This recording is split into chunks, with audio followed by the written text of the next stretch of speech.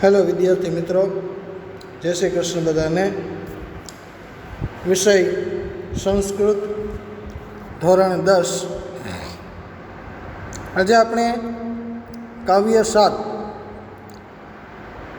ભણવાનું છે. આની આગળ આપણે 6 પાઠ ભણી ચૂક્યા છીએ.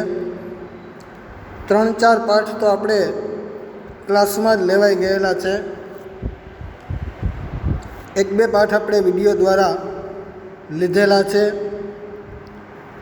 હવે આજના લેક્ચરમાં આપણે કાવ્ય 7, જેનું હેડિંગ છે સુભાષિત કુસુમાની, એનો પહેલાં અર્થ જોઈએ તો સુભાષિત સુ એટલે કે સારું, અને ભાષ એટલે બોલવું, બરાબર, જેને આપણે ગુજરાતીમાં સુવિચાર કહીએ. તો સુષ્ઠુ ભાષિતમ સુભાષિતમ, એને વિગ્રહ કહેવાય. એને સુષ્ઠુ એટલે કે સારું, ભાષિતમ એટલે કે બોલાયેલું. તો સારી રીતે જે બોલાયેલું છે તે સુભાષિત કહેવાય, બરાબર. તો સુષ્ઠુ ભાષિતમ સુભાષિતમ સાથે આપ્યું કુસુમાની. તો કુસુમ, કુસુમ એટલે થાય પુષ્પ, બરાબર. કુસુમ એટલે ફૂલ, પુષ્પ. તો અહીંયા આપણે જે વાત કરી છે કે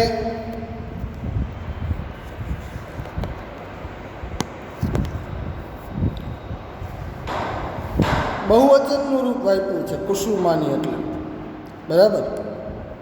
કુસુમ એટલે સિંગલ થિંગ, નપુંસકલિંગ શબ્દ છે. કુસુમમ, કુસુમે, કુસુમાની. તો કુસુમ એટલે પુષ્પ, પણ અહીંયા બહુવચન વાપર્યું છે. શા માટે બહુવચન વાપર્યું છે? તો કે કાવ્યમાં તમે જોશો તો 1, 2 અને 2થી વધારે શ્લોકો એમાં બતાવવામાં આવેલા છે, એટલા માટે બહુવચન વાપરેલું છે. હવે અહીંયા જે 7 શ્લોકો આપ્યા છે, બરાબર, એનો અર્થ એવો કર્યો છે કે જેમ કોઈ નાનું એવું પુષ્પ છે, એ નાનું એવું પુષ્પ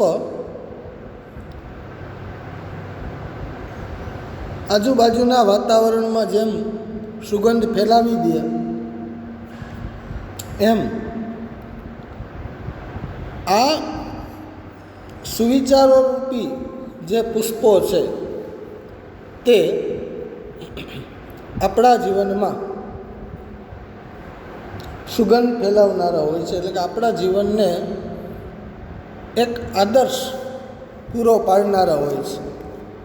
તો એવા 7 સુભાષિત રૂપી પુષ્પપુંજ અહીં બતાવવામાં આવેલા છે કાવ્ય સ્વરૂપે. એટલે કાવ્યનું હેડિંગ આપ્યું સુભાષિત કુસુમાની, બરાબર. આગળ જોઈએ તેની પ્રસ્તાવના. પહેલો પેરેગ્રાફ જોઈએ કે સુષ્ઠુ ભાષિતમ સુભાષિતમ, અર્થાત સુષ્ઠુ એટલે કે સારી રીતે, ભાષિતમ એટલે કે કહેવાયેલું જે છે તેને કહેવામાં આવે છે સુભાષિત, બરાબર. મૂળ ધાતુ એમાં ભાષ છે. શું છે એ ઉપસર્ગ લાગ્યો છે, એનો અર્થ થાય છે સારું, બરાબર. સુસ્વાગતમ આપણે એવો શબ્દ વાપરતા હોઈએ. તો સારી રીતે તમારું સ્વાગત છે. જે આપણી ઘરે અતિથિ બનીને આવ્યા છે, અથવા કોઈ જગ્યાએ જઈએ તો ત્યાં ડ્રોઈંગ કરેલું હોય, રંગોળી કરેલી હોય, સુસ્વાગતમ.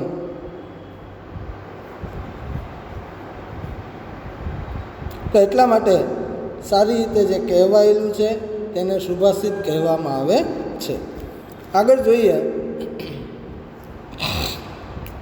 કે સંસ્કૃત ભાષામાં આવા સુભાષિતોનો અખૂટ ખજાનો બતાવવામાં આવેલો છે. અસંખ્ય એટલે કે હજારો, લાખો, કરોડો સુભાષિતો આવા રચાયેલા છે અને એનો એક સંગ્રહ કરવામાં આવ્યો અને એ ગ્રંથ આખો જે બન્યો એ ગ્રંથનું નામ આપવામાં આવ્યું સુભાષિત રત્ન ભાંડાગાર. શું નામ આપવામાં આવ્યું? તો કે સુભાષિત રત્ન ભાંડાગાર. બરાબર. આ રીતનો અલગ અલગ વિદ્વાનો, કવિઓ, પંડિતો જે તે સમયના જે કોઈ પણ થઈ ગયા એ બધાએ અલગ અલગ જે વિષયો ઉપર સુભાષિતોની એટલે કે આવા સુવિચારો રૂપી શ્લોકોની રચના કરી એ બધી રચનાઓને એક સંગ્રહ કરવામાં આવ્યો અને જેને નામ આપવામાં આવ્યું સુભાષિત રત્ન ભાંડાગાર. તો આવો સંસ્કૃત ભાષામાં સુભાષિતોનો અખૂટ એક ખજાનો છે જે સુભાષિત રત્ન ભાંડાગાર તરીકે ઓળખવામાં આવે છે. સાહિત્યકારો એટલે કે જે સાહિત્યનું સર્જન કરે છે એ બધા એટલે કે વિદ્વાનો, કવિઓ, પંડિતો, લેખકો આ બધા એવું માને છે કે એક પંક્તિ આપી છે કે પૃથિવ્યમ ત્રીણી રત્નાની જલમ અન્નમ સુભાષિતમ.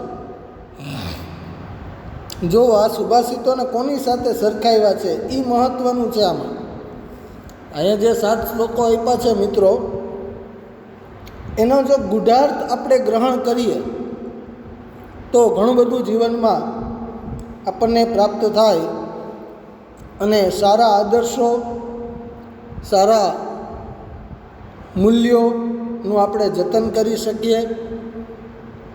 એટલે એક પંક્તિ આપી કે પૃથિવ્યામ એટલે કે આ પૃથ્વી ઉપર, પૃથિવ્યામ સપ્તમી એક વચનનું રૂપ વાપર્યું. મૂળ શબ્દ છે પૃથ્વી અને એનું સપ્તમી એક વચન એટલે કે પૃથિવ્યામ, યામ પ્રત્યે.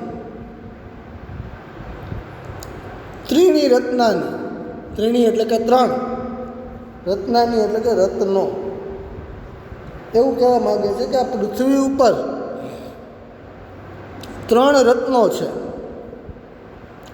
જેમાં 2 વસ્તુ એવી કીધી કે આપણા જીવન જીવવા માટે ખૂબ જ જરૂરી છે અને એની સાથે એવી એક વસ્તુ જોડી કે જીવનને ઉન્નત બનાવવા માટે ખૂબ જ જરૂરી છે. જીવનને શ્રેષ્ઠ પથ ઉપર કેમ લઈ જવું, યોગ્ય વ્યવહાર બધાની સાથે કેમ કરવો, યોગ્ય વાણી કઈ રીતે બોલવી, યોગ્ય વર્તન કઈ રીતે કરવું, તો આ બધું આપણને કોઈ બીજા નથી શીખવાડવાના મિત્રો. આવા જે સુવિચારો છે, આવા જે સુભાષિતો છે કે જેનો આપણે ગુધાર્થ જો ગ્રહણ કરશું, એને ઊંડો વિચાર કરીને આપણે અપનાવશું આપણા જીવનમાં, તો જ એ આપણા જીવનમાં સારી રીતે વણાઈ જશે. અન્યથા આપણે આવા ઘણા સુવિચારો દરરોજ કોઈને કોઈ જગ્યાએ સાંભળતા હોઈએ છીએ, બોલતા હોઈએ છીએ. હવે તો મીડિયા દ્વારા આપણે વોટ્સઅપ, ફેસબુક વગેરે એમાં પણ જોતા હોઈએ છીએ, પણ એ આપણે ખાલી જોઈને સીધું આપણું શટર ઉપર થઈ જાય છે. બરાબર, મોબાઈલનું શટર ઉપર કરી દઈએ છીએ, પણ એને ગ્રહણ કરવા એ આપણા વિચારોને આધીન છે. બરાબર. તો જલમ અન્નમ સુભાષિતમ કીધું એટલે કે જલ એટલે કે પાણી, તો પાણી વિના જીવન નથી. બરાબર. અન્ન એટલે કે ભોજન, શરીરને રોગ પ્રતિકારક શક્તિ અથવા શરીરમાં કોઈ રોગ ન થાય અને કોઈ પણ પ્રકારની નબળાઈ ન આવે, એટલે વારંવાર એને પોષણ આપતું રહેવું, એટલે કે અન્ન. જેમ 2 વ્હીલ 4 વ્હીલમાં યથા યોગ્ય સમય આપણે ઓઇલ પાણી કરતા હોય, એ એનું ભક્ષ્ય છે, એ એનું ભોજન છે. એમ આપણે પણ દિવસમાં 2 વખત જમીએ છીએ, 2 વખત નાસ્તો કરીએ છીએ, બરાબર? તો 4 વખત આપણે ભોજન ગ્રહણ કરીએ છીએ, બરાબર? અને પાણી તો વારંવાર આપણે પીતા જ હોઈએ. આ 2 વસ્તુની સાથે એક એવી વસ્તુ જોડી દીધી કે જે આપણા જીવનને ખૂબ જ ઊંચાઈ ઉપર લઈ જાય છે અને આપણને અનેક પ્રગતિ કરાવે છે.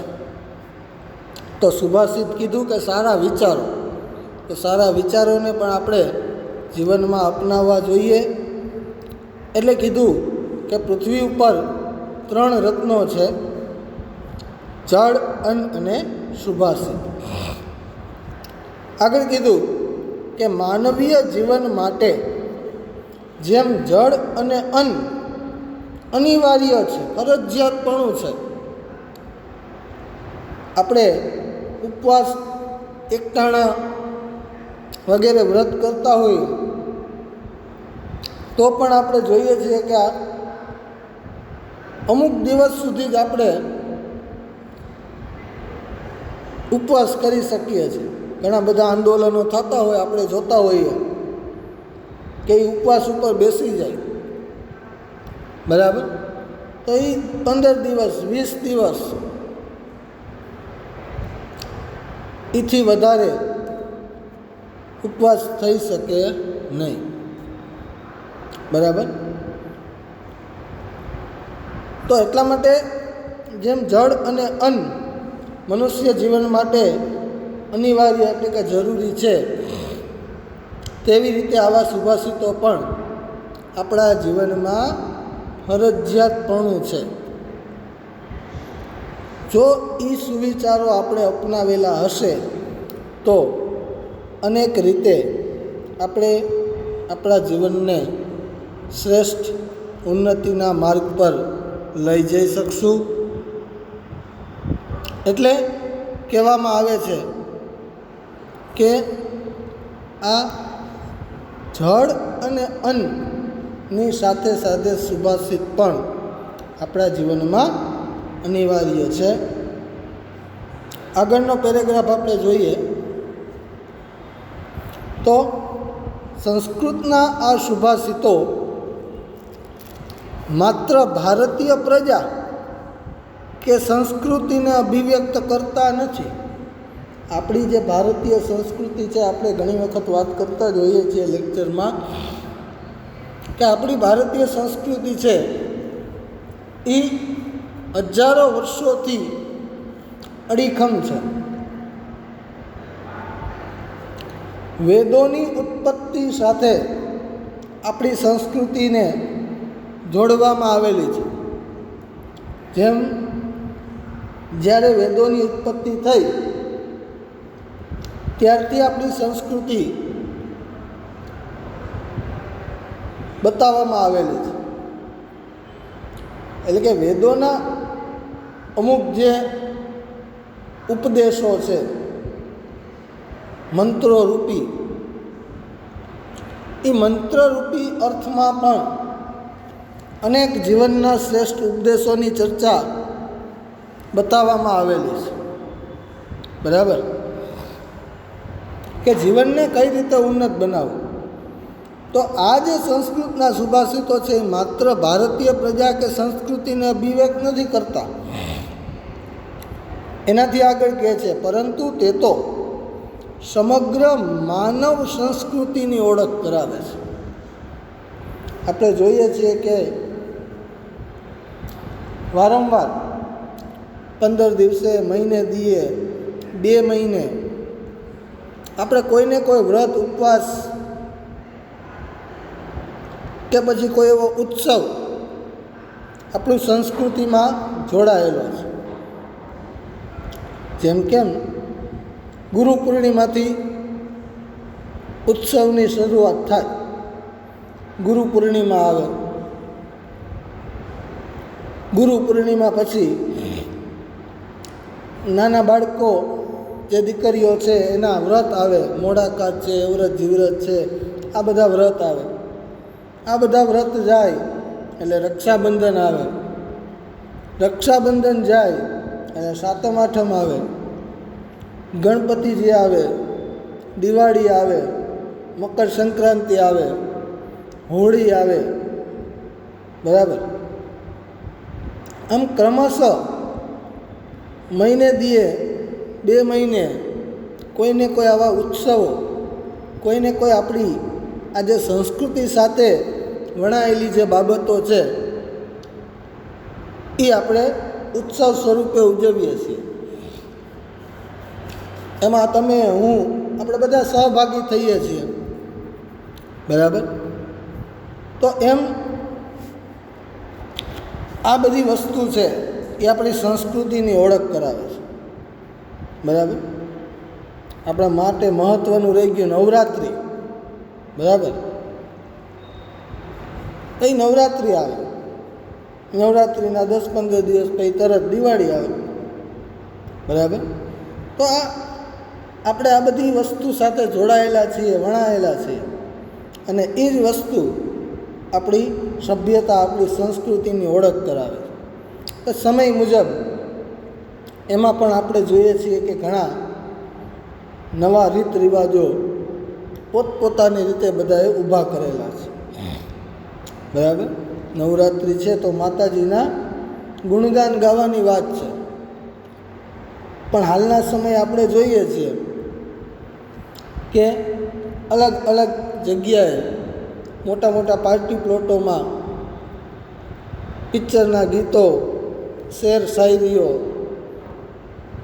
વગેરે દ્વારા આપણે ડાન્સ કરીએ છીએ, નહીં કે નાચીએ છીએ. ગરબા લઈએ છીએ એમ ના કહી શકાય. બરાબર. નાચીએ છીએ, ડાન્સ કરીએ છીએ. એમાં તમે, હું, આપણે બધા આવી જાય, કારણ કે સમય એ પ્રકારનો છે અને સમયની સાથે આપણે ચાલવું જરૂરી છે. બરાબર. તો આગળ જોઈએ કે પરિણામે તે સ્થળ અને કાળના બંધન વગર માનવ માત્રના જીવનને માર્ગદર્શન આપે છે. તેનું કોઈ સ્થળ નથી, તેનો કોઈ સમય નથી, એને કોઈ પણ પ્રકારનું બંધન નથી, અને આપણને અનેક રીતે કોઈને કોઈ આપણી ઉપર નાની મોટી મુશ્કેલી આવી હોય તો આવા સુવિચારો રૂપી ઉપદેશ દ્વારા આપણને માર્ગદર્શન મળતું રહે છે. અહીં માનવ જીવનમાં મૂલ્યોની સ્થાપના કરવાનો ઉપક્રમ હોય છે કે મનુષ્યના જીવનમાં સારા મૂલ્યોની પ્રાપ્તિ થાય. એટલા માટે આવા અભ્યાસના પાઠ દ્વારા આપણને આવા ઉપદેશાત્મક શ્લોકો, મંત્રો, એવી કોઈ કથાઓ બતાવવામાં આવે છે કે જેનાથી આપણને સારા ઉપદેશો, મૂલ્યોની પ્રાપ્તિ થાય. વ્યક્તિના ચારિત્ર્ય ઘડતર માટે મિત્રની જેમ તે સહાયક બને છે. આપણું જીવન, આપણું ચારિત્ર્ય આપણે પોતે જ બનાવીએ શ્રેષ્ઠ, એ બાબત માટે આ વસ્તુ અતિ ઉત્તમ છે. જો એમાં લખેલું જ છે ચોખ્ખું કે વ્યક્તિના ચારિત્ર્ય ઘડતર માટે મિત્રની જેમ તે સહાયક બને. સંગ જેવો રંગ, આપણે એવી કહેવત સાંભળતા હોઈએ. તો જેવા મિત્રોનો આપણે સંગ કરશું એવું આપણામાં સુટેવ કે કુટેવ આવશે. સારી બેનપણી હશે કે સારો કોઈ મિત્ર હશે તો જેવા આપણા મિત્રો હશે એવી સુટેવ અથવા કુટેવ આપણામાં હશે. પણ આ સુભાષિતોને, આવા સુવિચારોને જો આપણે મિત્ર બનાવીએ તો આપણા સમગ્ર જીવનનું ઘડતર કરનાર આ મિત્રની સમાન આપણને ઉપયોગી છે. સહાયક બને છે. આગળ કહે છે કે જીવનમાં જે ગ્રહણ કરવા યોગ્ય બાબતો છે તેમનું અનુસરણ કરવાથી માનવને કેવી રીતે સુખ અને આનંદની અનુભૂતિ થઈ શકે તેના સરસ મજાના ઉદાહરણો પણ આ સુભાષિતો દ્વારા પૂરા પાડવામાં આવ્યા છે કે આપણે કેવી કેવી બાબતો ગ્રહણ કરવી જોઈએ, એનું અનુસરણ કઈ રીતે કરવું, એમાંથી શું આપણે ગ્રહણ કરવું, શું લેવું, અને એ દ્વારા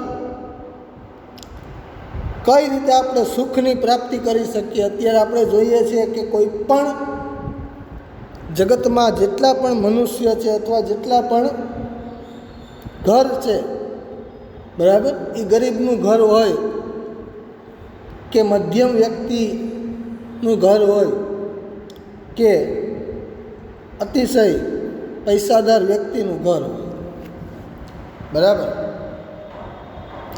આપણે જોઈએ છીએ કે કોઈને કોઈ રીતે આ બધા જ મનુષ્યોમાં અનેક પ્રકારના સુખ પણ છે અને અનેક પ્રકારના દુઃખ પણ છે. માનસિક, શારીરિક અને આર્થિક 3 પ્રકારના જે આદિ વ્યાધિ ઉપાધિ જે કહેવામાં આવી છે, બરાબર, દુઃખ કહેવામાં આવ્યા છે, એ જગતના બધા જ મનુષ્યોને કોઈને કોઈ સ્વરૂપે સુખ છે તો સામે એટલું દુઃખ પણ છે. સાવ ગરીબ વ્યક્તિ હશે તો એને પણ સુખ હશે જ અને સાથે સાથે એને દુઃખ પણ હશે. મધ્યમ પ્રકારનો વ્યક્તિ હશે તો એને પણ સુખ હશે અને દુઃખ પણ હશે. એવી જ રીતે અબજો ખરબોપતિ હોય, હજારો નોકરો કામ કરતા હોય, સુખ એને પણ સુખ હશે અને સામાન્ય માણસ અને ગરીબ માણસ કરતાં વધારે દુઃખ હશે. આ તમે માર્ક કરજો, બરાબર. ભલે એની આર્થિક પરિસ્થિતિ સદ્ધર છે, એની પાસે પૈસો ખૂબ છે, આર્થિક રીતે એ ખૂબ જ સુખી છે, પણ માનસિક, શારીરિક અથવા અન્ય કોઈ પ્રકારે એ દુઃખી વધારે હશે, બરાબર. તમે 9મામાં કદાચ એક પાઠ ભણ્યા હશો, સંતોષવાળો. રાજા ભોજ અને યુવક વચ્ચેનો જે સંવાદ થાય છે એમાં આપણે જોયું હતું કે સંતોષ હોય તો આપણે સૌથી સુખી છીએ. એમ જીવનમાં આપણે બધી બાબતોમાં સંતોષ રાખવો જોઈએ કે જેનાથી આપણને સુખની પ્રાપ્તિ થાય. તો અહીં ટૂંકા વાક્યમાં લાંબી વાત મૂકવાની વિશેષતા બતાવવામાં આવેલી છે. સુવિચારોના વાક્યો કે શ્લોક 1-2 લીટીના જ હોય છે અથવા 2-4 શબ્દોમાં પણ ઘણા એવા સુવિચાર હોય છે. જેમ કે આપણે એક ઉદાહરણ લીધું ને કે સંગ એવો રંગ, 3 જ શબ્દો છે, બરાબર, અડધી લીટી પણ ન થાય, બરાબર. તો એમાં આપણે જો એને અપનાવીએ અને એનો ઊંડાણપૂર્વક આપણે વિચાર કરીએ, અભ્યાસ કરીએ તો કેટલા બધા ઉદાહરણો આપણને આપણા જીવનના આપણી નજર સામે તરતા થઈ જાય મિત્રો, બરાબર. કે સંગ એવો રંગ, આ વાતને લઈને આપણે વિચારવા બેસીએ તો આપણે સમજણા થયા ત્યારથી લઈને અત્યાર સુધી આપણે આપણી નજર સમક્ષ વિચારમાં ને વિચારમાં એવા અનેક ઉદાહરણો આપણી સામે આવી જાય, બરાબર. એ એક નાની સુવિચાર કે કહેવતને લઈને એમ અહીંયા તો 2 લીટીના શ્લોક આપ્યા છે, બરાબર. તો એ નાના વાક્યો દ્વારા મોટી વાત કહેવાની અહીંયા ખાસિયત બતાવવામાં આવી છે. એના પછી આગળ જોઈએ આપણે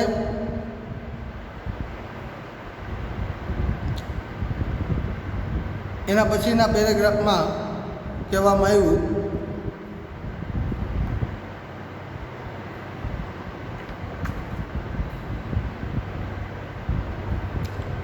અહીંયા ત્રીજા પેરેગ્રાફમાં વાત એવી કીધી છે કે અલગ અલગ જે 7 શ્લોકો આપ્યા છે એનું ટૂંકમાં આપણને અહીંયા વાત રજૂ કરવામાં આવી છે. તો આ પેરેગ્રાફ દ્વારા આપણે 7 શ્લોકોની ટૂંકમાં પ્રસ્તુતિ જોઈ લઈએ. વિસ્તારથી પણ આપણે પ્રસ્તુતિ જોઈ લઈશું. પ્રસ્તુત પાઠમાં 7 સુભાષિતોનો સંગ્રહ છે, જેમાં પહેલું સુભાષિત જે છે પહેલો શ્લોક, એમાં વાત કરવામાં આવી છે કે સજ્જનોના વચનોનું મૂલ્ય. 2 પ્રકારના વ્યક્તિ, એક સજ્જન અને એક દુર્જન. તો આપણા વિચારો દ્વારા આપણે કઈ બાબતને ગ્રહણ કરવી એ આપણા ઉપર આધાર છે. એટલે આ પહેલા શ્લોકમાં સારા વ્યક્તિના વચન અને એના દ્વારા બોલાયેલા વચનનું ભાર કેટલો હોય છે, એનું મૂલ્ય કેટલું હોય છે. બીજો શ્લોક જે છે જેમાં વૃક્ષની ઉપયોગિતા બતાવવામાં આવી છે કે આપણા જન્મથી લઈને આપણા મૃત્યુ સુધી વૃક્ષની ઉપયોગિતા શું છે. બરાબર, કઈ કઈ રીતે આપણને વૃક્ષ ઉપયોગી થાય છે. આ બીજો શ્લોક છે એ આપણો અર્થ વિસ્તાર સ્વરૂપે પણ છે. એટલે નવનીતમાં કાવ્ય 7ના વિશેષ પ્રશ્નોત્તરમાં તમને અર્થ વિસ્તાર સ્વરૂપે પણ આપેલો હશે, અથવા સ્વાધ્યાયના પ્રશ્નમાં પણ આપેલો હશે. અહીંથી પણ આપણે લીથો આપશું. બરાબર. ત્રીજો શ્લોક છે એમાં બહુ સરસ મજાની વાત કીધી છે કે પ્રયત્નપૂર્વક ગુણોની પ્રાપ્તિ. બરાબર, અનેક પ્રકારના પ્રયત્ન પછી આપણામાં સારા ગુણોની પ્રાપ્તિ થાય છે. પરબારું આપણને જેમ કાંઈ બધું મળી નથી જતું, આપણે વિચારી કે મારી પાસે આ વસ્તુ આવી જાય તો એ તાત્કાલિકપણે વિચાર્યા ભેગી આપણી પાસે આવી નથી જવાની.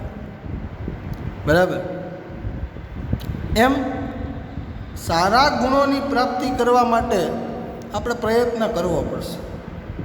બરાબર, તો એમાં પ્રયત્નપૂર્વક ગુણોની પ્રાપ્તિ કઈ રીતે કરવી એ વાત સમજાવવામાં આવી. ચોથા શ્લોકમાં કીધું કે અસ્થિર વ્યક્તિથી થતી હાનિ, અસ્થિર ચિત્તવાળી એટલે કે મૂર્ખ હોય, ગાંડાપણું હોય, બરાબર, અથવા જેનો મગજ કામ ન કરતો હોય, મગજમેટ આપણે જેને કહીએ, તો એવા વ્યક્તિ સાથે જો આપણો સંગ થતો હોય તો એ ક્યારેક ને ક્યારેક આપણને ખૂબ જ મોટી મુશ્કેલીમાં મૂકી દે છે. એટલે એવા વ્યક્તિથી થતી હાનિની વાત કરવામાં આવી છે. એના પછીનો જે શ્લોક છે, શ્લોક નંબર 5, કે જે આપણે અર્થ વિસ્તારનો શ્લોક છે, જેમાં વ્યક્તિની પરીક્ષાના ઉપાયો, કે કોઈ પણ વ્યક્તિ આપણા માટે અજાણ્યો છે અથવા જાણીતો છે, કોઈ પણ છે, તો એ વ્યક્તિને કયા એવા ગુણો દ્વારા આપણે એને ઓળખી શકીએ, આપણે એની પરીક્ષા કરી શકીએ. બરાબર, અજાણ્યો છે તો પણ ભલે અને જાણીતો હોય તો પણ ભલે, તો આપણે કઈ રીતે એને ઓળખવો કે એ આપણા માટે યોગ્ય છે કે નથી, એની સાથેનો વ્યવહાર આપણા માટે યોગ્ય છે કે નથી, એની સાથેનું બોલવું, એની સાથે રહેવું. તો એ 5મા શ્લોક દ્વારા એક ઉદાહરણ સુવર્ણનું લીધેલું છે, અને સુવર્ણની જેમ પરીક્ષા કરવામાં આવે એમ વ્યક્તિની પણ પરીક્ષાના ઉપાયો બતાવવામાં આવ્યા છે કે કઈ રીતે આપણે એને ઓળખી શકીએ. એના પછીના 6થા શ્લોક, કે જે આપણો શ્લોક પૂર્તિનો શ્લોક છે, જેમાં મહાપુરુષો જે કોઈ પણ થઈ ગયા, બરાબર, જે પોતપોતાના જીવનમાં અનેક આપણી જે સંસ્કૃતિને લઈને પોતાના જીવનમાં એણે ચારિત્ર્ય ઘડતર કર્યું અને આપણને બધાને પણ ઉપદેશ આપ્યા, એવા મહાપુરુષોના જે અનુકરણીય ગુણો કે જેનું આપણે અનુકરણ કરવું પડે. આપણે અત્યારે કહેતા હોય ને કે અત્યારે આંધળું અનુકરણ થઈ રહ્યું છે પશ્ચિમી સંસ્કૃતિનું, બરાબર.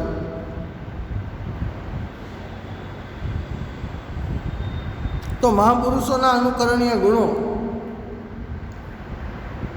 કોઈ એક, જેમ કે વિવેકાનંદ છે, તો વિવેકાનંદના જે ગુરુ હતા સ્વામી રામકૃષ્ણ પરમહંસ, કે જે મહાકાલી માતા સાથે ફેસ ટુ ફેસ વાતચીત કરી શકતા. બોલો એ વ્યક્તિને પછી શું ઘટે? આપણે હાલના સમયમાં માતા પિતા સાથે આપણે ફેસ ટુ ફેસ ઘણા બધા વાત નથી કરી શકતા. ઘણું બધું આપણામાં અંદર છુપાયેલું હોય એ આપણે એને કહી નથી શકતા. જ્યારે રામકૃષ્ણ પરમહંસ કે જે વિવેકાનંદજીના ગુરુ હતા, એ મહાકાળી માતા સાથે ફેસ ટુ ફેસ વાત કરી શકતા. એ આપણે અનુભવ હજી 100-200 વર્ષ પહેલાંનો જ છે, બરાબર. આપણે હજારો વર્ષોની વાત નથી કરતા, 100-200 વર્ષ પહેલાંની વાત કરીએ. એવા જ ઘણા ઉદાહરણો આપણે જલારામ બાપા છે, બજરંગદાસ બાપા છે, બરાબર. આ બધાના આપણે ગુણગાન સાંભળતા હોઈએ, એમના જીવન કવનની વાતચીત આપણે કોઈની પાસે સાંભળીએ તો આપણને આશ્ચર્ય થાય કે ખરેખર કોઈ એવી વસ્તુ છે, કોઈ એવું તત્વ છે કે જેનાથી આપણને ઘણી બધી વસ્તુની પ્રાપ્તિ થઈ શકે છે, બરાબર.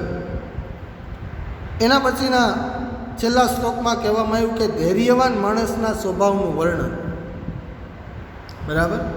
ધીરજ રાખીને જે વ્યક્તિ અનેક પ્રકારના સુખની પ્રાપ્તિ કરે છે, એવા વ્યક્તિનો સ્વભાવ ધૈર્ય ધીના હિ સાધવ, એવી એક પંક્તિ છે કે સાધુ પુરુષોમાં અતિશય ધીરજ હોય છે. ઉતાવળે આંબા ન પાકે, આપણી એક કહેવત છે. અને બીજી કહેવત છે ધીરજના ફળ મીઠા, બરાબર.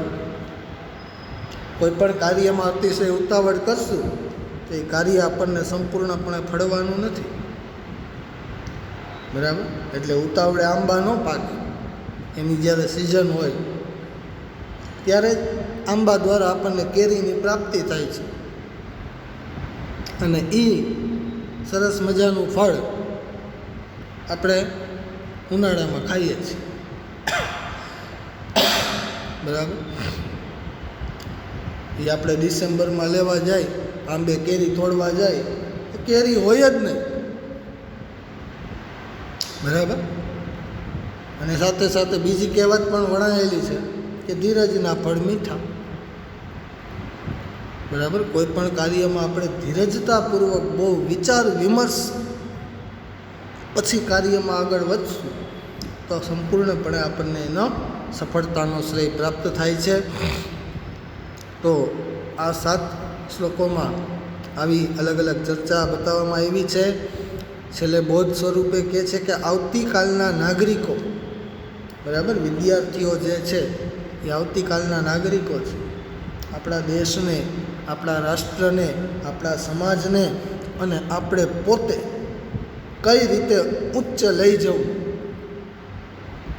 બરાબર, એ માટે આજના વિદ્યાર્થીઓમાં જીવનના મૂલ્યો, સદ્ગુણો તેમજ જીવન કૌશલ્યનું સિંચન કરવાના ઉદ્દેશ સાથે આ સુભાષિત કુસુમો અહીં પ્રસ્તુત કરવામાં આવેલા છે. એટલે કે અહીંયા સુવિચારો રૂપી એક પુષ્પગુચ્છ, આપણે કેમ કોઈનું સ્વાગત કરીએ તો ઘણા બધા પુષ્પો એમાં ભેગા હોય અને એને પુષ્પગુચ્છ કહીએ, એમ અહીંયા સુવિચારો રૂપી પુષ્પગુચ્છ છે. ઘણા બધા સુવિચારો અહીંયા 7 શ્લોકો સમજાવવામાં આવ્યા છે, બરાબર. તો એ એક સુભાષિત પુષ્પપુંજ છે અને એટલે હેડિંગ આપ્યું છે કે સુભાષિત કુસુમાની, સુભાષિત રૂપી ફૂલો. જેમ સામાન્ય એક નાનકડું ફૂલ વાતાવરણને સુગંધિત બનાવી દે, એમ અહીંયા આ સુવિચારો રૂપી પુષ્પગુચ્છ છે એ આપણા જીવનને સુગંધિત બનાવી દે એવી ચર્ચા આ કાવ્યમાં બતાવવામાં આવેલી છે. આગળના લેક્ચરમાં આપણે પહેલા શ્લોકથી વિસ્તારપૂર્વક એની ચર્ચા જોઈએ. અસ્તુ. જય શ્રી કૃષ્ણ.